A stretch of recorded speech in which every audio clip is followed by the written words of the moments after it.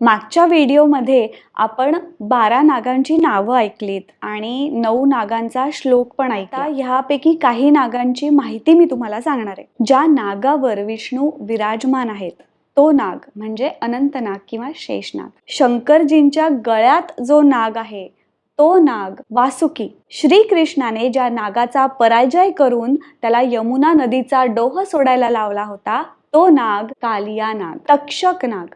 आता तक्षक नागाबद्दलची एक गोष्ट आहे महाभारतातली की परीक्षित नावाचा राजा होता। परीक्षित राजा म्हणजे अर्जुनाचा मुलगा। ह्याला तक्षक नागाने दंश केला आणि परीक्षित राजाचा मृत्यू झाला। ह्या मृत्यूचा वचपा घ्यायला परीक्षित राजाच्या मुलाने ज्याचं नाव होतं जन्मेजय एक सर्पयज्ञ सुरू केला आणि तो सर्पयज्ञ असा होता की त्यांनी अग्नी प्रज्वलित केला काही असे मंत्र म्हणून की ज्यामुळे सगळे नाग सर्प त्या अग्नीत येऊन पडायला लागले आणि जळून त्यांचा नाश व्हायला लागला।